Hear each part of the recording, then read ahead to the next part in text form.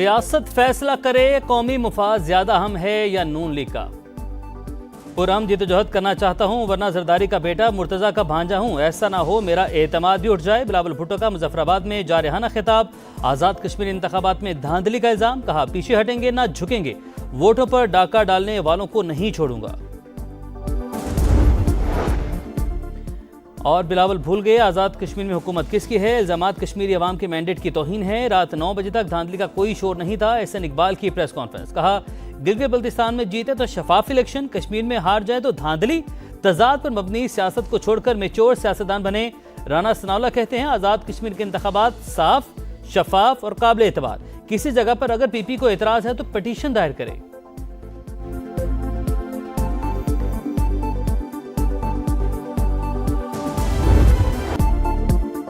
آزاد کشمیر انتخابات کا پہلا مرحلہ نون لیگ کے نام، 9 نشستوں پر میدان مار لیا۔ پیپلز پارٹی 4 سیٹوں کے ساتھ دوسرے نمبر پر۔ میرپور ڈویژن کے 13 حلقوں کے غیر حتمی غیر سرکاری نتائج سما کو موصول۔ حلقہ LA1 سے نون لیگ کے اظہر صادق، LA4 سے نون لیگ کے چوہدری رخسار، LA5 سے نون لیگ کے وقار احمد نور، LA6 سے چودھری رزاق، LA7 سے نون لیگ کے چودھری طارق فاروق کامیاب، LA9 سے مسلم لیگ نون کے عمیر نعیم، LA11 سے نون لیگ کے محمد آصف، LA12 سے نون لیگ کے ریاست خان اور LA13 سے نون لیگ کے ایاز خان جیت گئے۔ Azad Kashmir election, Peoples party 4 نشستیں جیتنے میں کامیاب۔ حلقہ LA2 سے پی پی کے قاسم مجید اور LA3 سے یاسر سلطان فاتح، LA8 سے پیپلز پارٹی کے ظفر اقبال ملک جیت گئے، LA10 سے پی پی کے چوہدری یاسین نے کامیابی سمیٹی۔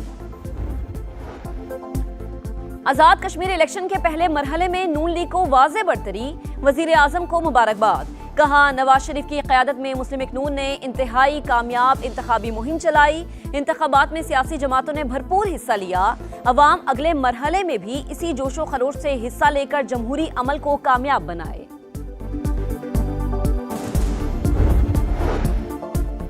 کشمیر الیکشن کے بائیکاٹ کا فیصلہ بہت سوچ سمجھ کر کیا، فری اینڈ فیئر الیکشن ہوگا تو ہی ملک آگے جائے گا۔ بیرسٹر گوہر خان کی میڈیا سے گفتگو، کہا اس وقت دہشت گردی کے خلاف یکجہتی کی ضرورت ہے، سیاست اور پوائنٹ سکورنگ نہیں، مصلحت سے کام لینا چاہیے۔ 5 اگست کو پشاور میں جلسے کا اعلان۔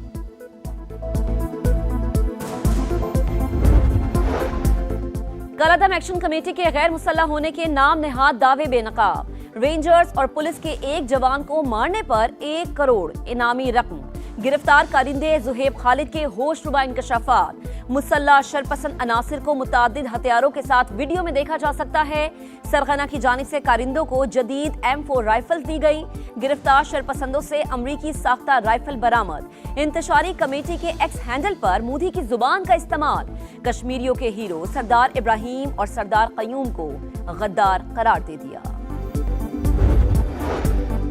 توانائی کے شعبے میں بڑی پیش رفت، وزیر اعظم کی زیر صدارت اجلاس میں آئل ریفائننگ پالیسی میں اہم ترامیم کی منظوری، ریفائنریز کی فوری اپ گریڈیشن کا حکم، شہباز شریف کی اسٹریٹجک ذخائر میں اضافے، توانائی اصلاحات پر تیز رفتار عمل درآمد کی ہدایت، کہا نئی پالیسی پر عمل درآمد میں تاخیر ہرگز قبول نہیں کی جائے گی۔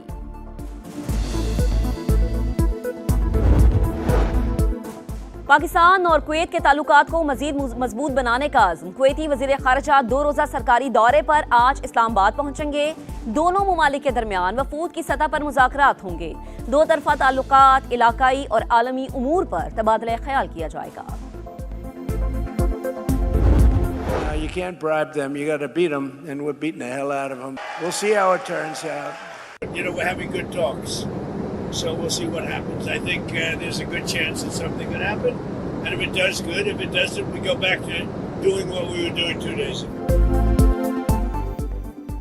ایران کو خریدا نہیں جا سکتا، اسے شکست دینا پڑتی ہے، ڈونلڈ ٹرمپ کا اعتراف، کہا تہران کے ساتھ بات چیت مثبت انداز میں جاری، پیش رفت کا امکان ہے، ثالثوں نے حملے روکنے پر زور دیا، ایران کے پاس مذاکرات کے لیے وقت بہت کم، ڈیل یا تو جلد ہوگی یا پھر نہیں ہوگی، اگر مذاکرات ناکام ہوئے تو بڑے فوجی حملے کرنے کے لیے تیار ہیں، ہمارے پاس بڑی مقدار میں اسلحہ اور گولہ بارود موجود ہے، مزید بھی حاصل کرنا چاہتے ہیں، جہازوں کو پہنچنے والے نقصانات کی تلافی کے لیے ایران کا منجمد فنڈ استعمال کریں گے۔ اسرائیلی وزیر اعظم نیتن یاہو آج وائٹ ہاؤس میں امریکی صدر سے ملاقات کریں گے۔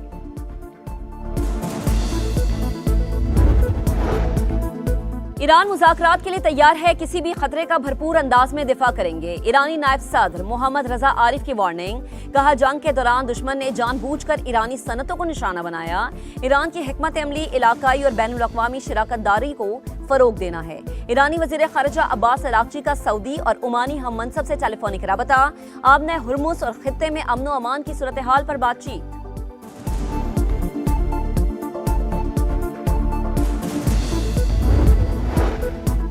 عمان نے آبنائے ہرمز کے لیے رضاکارانہ فیس سے متعلق تجویز ایران کو پیش کر دی۔ تجویز کو خطے کے ممالک کی حمایت حاصل ہے۔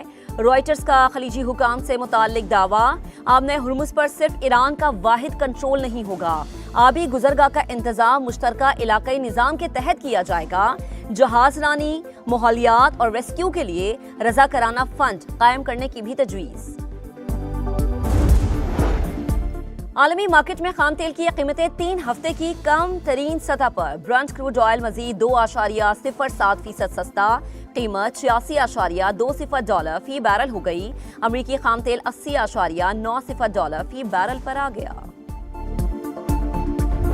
کوئی فائدہ نہیں ہے 1 روپے کم کرنے کا، یہ بہت مہنگائی کر دی ہے۔ جب بڑھانے کا ٹائم آئے تو پھر 150 روپے ایک ساتھ بڑھا دیتے، جب کم کرنے کا ٹائم آئے تو 1 روپے، یہ کوئی بات ہوئی؟ انہوں نے مطلب اپنا سسٹم تو سیدھا کیا ہوا ہے، مگر غریب آدمی پریشان ہے۔ اگر عالمی منڈی میں جو ہے وہ کمی آتی ہے تو حکومت پاکستان کو بھی چاہیے عوام کو خاطر خواہ ریلیف دیا جائے۔ پیٹرول صرف 1 روپیہ سستا، عوام کا پارا ہائی۔ عالمی مارکیٹ میں تیل سستا ہونے کے باوجود ریلیف کیوں نہیں؟ سرکار قیمتیں بڑھاتے وقت تو بے لگام ہو جاتی ہے، غریب کا کسی کو احساس نہیں۔ شہریوں کی دہائی، پیٹرول کی نئی قیمت $334.18 ہو گئی، ڈیزل $3.37 مہنگا، $386.83 فی لیٹر ہو گیا۔ بانی پی ٹی آئی کی بہن نورین نیازی کے خلاف پیکا اور تعزیرات پاکستان کے تحت مقدمہ درج۔ این سی سی آئی کے مطابق پوڈ کاسٹ انٹرویو میں اداروں کے خلاف جھوٹے اور بے بنیاد الزامات عائد کیے گئے، سوشل میڈیا کے ذریعے جھوٹا، اشتعال انگیز، توہین امیز اور دھمکی امیز مواد پھیلایا۔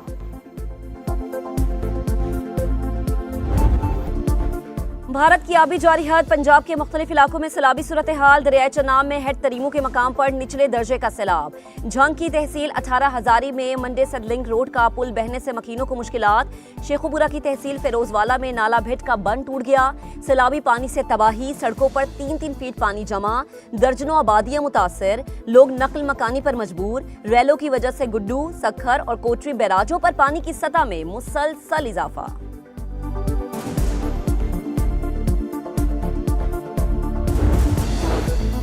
ہوشیار، خبردار، مانسون کا ایک اور سپیل آنے کو تیار۔ کل سے 5 اگست تک ملک بھر میں بارشوں کا الرٹ جاری۔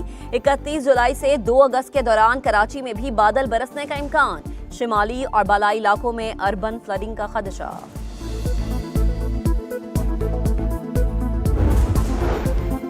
لاہور میں ماں اور 3 بچوں کی پراسرار ہلاکت کی تفتیش میں اہم پیش رفت، 2 نئے کردار سامنے آ گئے۔ ماں علینا نے مبینہ طور پر زہر ایک دوست کے ذریعے منگوایا، سہیلی بھی شامل تفتیش، زہر پارسل کے ذریعے بھجوانے والا شخص منظر سے غائب، گرفتاری کی کوششیں جاری۔